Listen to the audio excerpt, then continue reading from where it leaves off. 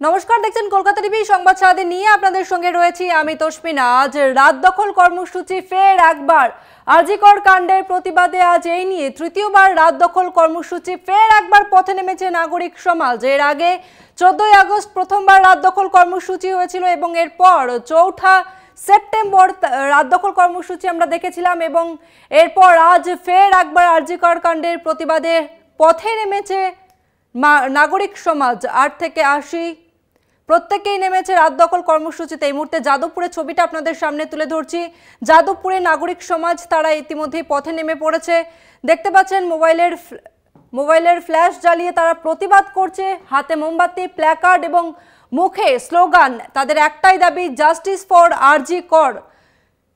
আরজিকরের বিচারের দাবিতে আজ ফের একবার রাত দখলের কর্মসূচি, ফের একবার রাতের পথে নাগরিক সমাজ। তবে শুধু কলকাতায় থেমে নেই এই প্রতিবাদ মিছিল, কলকাতা থেকে রাজ্যের বিভিন্ন জেলাতে চলছে আজকের এই কর্মসূচি।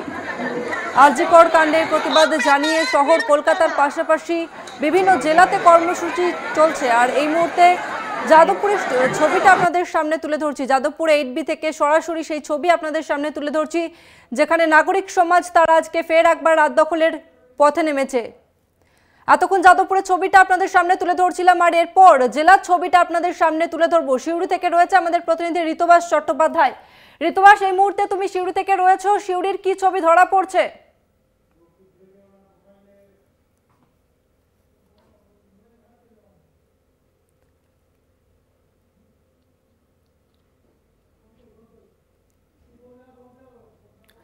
সম্ভবত যোগাযোগ বিচ্ছিন্ন হয়েছে আমাদের প্রতিনিধির সঙ্গে, আবারও যোগাযোগ করব। তবে এই মুহূর্তে রাত দখলে নেমেছে নাগরিক সমাজ, ফের একবার রাত দখলের পথে নাগরিক সমাজ। আরজিকর কাণ্ডের বিচার চেয়ে আবারও একবার পথে নেমেছে নাগরিক সমাজ।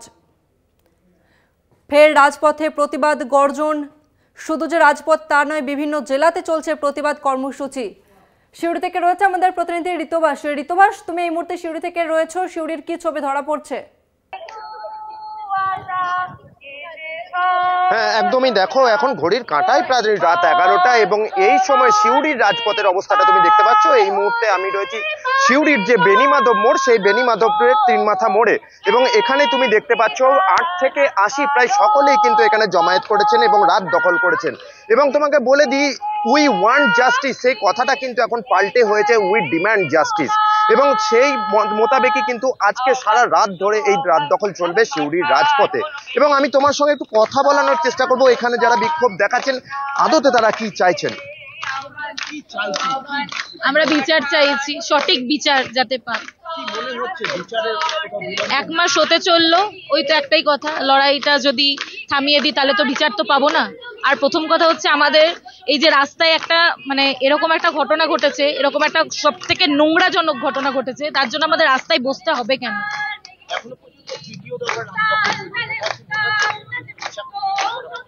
আমরা তো আশা নিয়েই বসে আছি যে আমরা বিচার পাবো, আমরা বিচার পেতেই চাইছি, যার জন্য বসে আছি। যদি বিচার না পাই ততদিন এরকম রাত দখল চলেই যাবে। আমাদের যা করতে হয় আমরা করবো। একদমই। দেখো, এই যে আরজিকরের ঘটনা গত মাসের 9 তারিখে ঘটেছিল, আজকে 8 তারিখ, অর্থাৎ 1 মাস পেরিয়ে গিয়েছে। ইতিমধ্যে 3 বার রাত দখল করেছেন, অর্থাৎ তৃতীয় দফার রাত দখল কিন্তু চলছে রাজ্য জুড়ে। এবং তারই মধ্যে হেমা কমিটির যে চাঞ্চল্যকর রিপোর্ট, সেটাও কিন্তু সামনে এসছে, যা কার্যত মালয়ালম ফিল্ম ইন্ডাস্ট্রিকেও কিন্তু চাঞ্চল্য সৃষ্টি করেছে, যেখানে কর্মক্ষেত্রে লিঙ্গ বৈষম্য এবং কর্মক্ষেত্রে হেনস্থা, এই দুটোর কিন্তু তথ্য তুলে ধরা হয়েছে।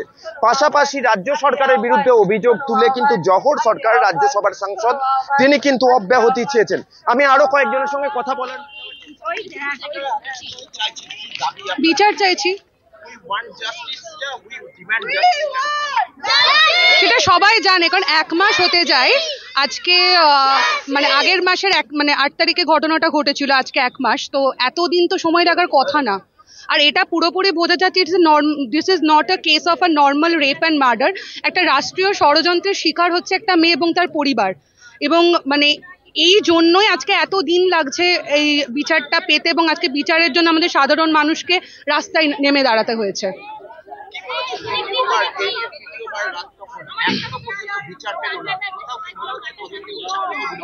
হ্যাঁ হচ্ছে তো, সেটা তো আমি প্রথমেই বললাম যে এটা একটা মানে রাজ্য রাজনীতির এবং রাষ্ট্রীয় ষড়যন্ত্রের শিকার, এবং সেখানে দাঁড়িয়ে আমরা ভীষণই সাধারণ একটা মেয়ে সেখানে শিকার হয়েছে, এবং সেটার জন্যই আজকে আমাদের এত লোকজনকে একসাথে হতে হয়েছে। কারণ এটা যদি একটা সাধারণ হয়তো মানে আসলে রেপ বা মার্ডারের কোনো সাধারণ অসাধারণতা হয় না, কিন্তু আজকে যে ভাবে জিনিসটা হচ্ছে সেখান থেকে দাঁড়িয়ে তো definitely this is not a case of A normal rape and murder. এটাই হচ্ছে যেটার জন্য আজকে আমাদের রাস্তায় দাঁড়াতে হয়েছে, যেটার জন্য আমরা বিচার চাইতে হচ্ছে আমাদের বিচার।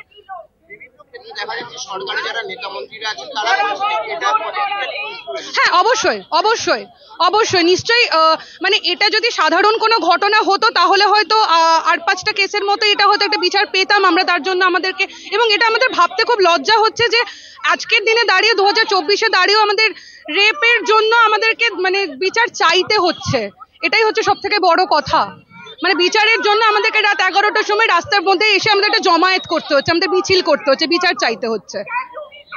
তুষ্মিনা, তোমার সঙ্গে কথা বলালাম, এখানে যারা বিক্ষোভ দেখাচ্ছেন আরো কয়েকজনের সঙ্গে কথা বলাবো, কিন্তু তার আগে তোমাকে একবার এই যে সারাউন্ডিং অর্থাৎ সিউড়ির যে রাজপথের ছবি সেটাকে কিন্তু তুলে ধরার চেষ্টা করবো। তুমি দেখতে পাচ্ছ এখানে 8 থেকে 80 প্রায় সকলেই কিন্তু এই যে বিক্ষোভ সেখানে কিন্তু বসেছেন এবং রাত দখল করতে বসেছেন, এবং তুমি দেখতে পাচ্ছ সিউড়ির যে রাজপথের রাস্তা সেই রাস্তায় কিন্তু প্রতিবাদের ভাষায় লেখা হয়েছে তিলোত্তমার বিচার চাই। এখানে যারা এই এর উদ্যোক্তা তাদের সঙ্গে আমি একটু কথা বলে নেওয়ার চেষ্টা করব।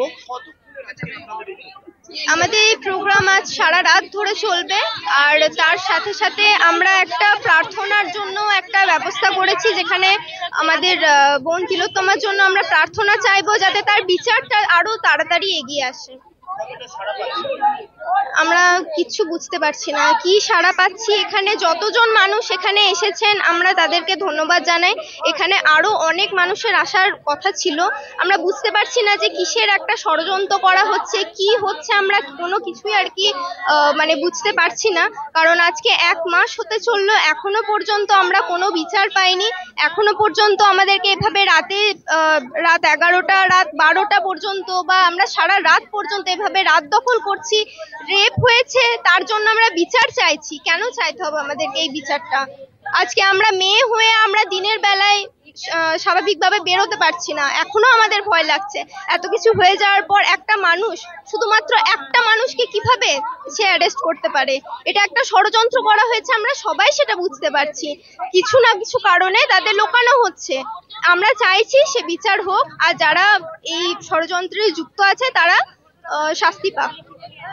অর্থাৎ তুমি বুঝতেই পারছো এই যে অরিন্দম শীলের তাকে বরখাস্ত করা হয়েছে বা সাসপেন্ড করা হয়েছে, তারপরে এই যে হেমা কমিটির রিপোর্ট, এছাড়াও জহর সরকারের সাংসদ পদ থেকে অব্যাহতি প্রকাশ, কোথাও না কোথাও কিন্তু শাসক দলকে বা রাজ্য সরকারকে যেমন বেদনায় পড়তে হচ্ছে, অস্বস্তিতে পড়তে হচ্ছে, ঠিক তেমনই কিন্তু প্রত্যেকটা রাজ্যের প্রত্যেকটা জেলাতে প্রত্যেকটা শহরে কিন্তু যে প্রতিবাদ, সেই প্রতিবাদের কণ্ঠ বাড়তে থাকছে মাথার সংখ্যা।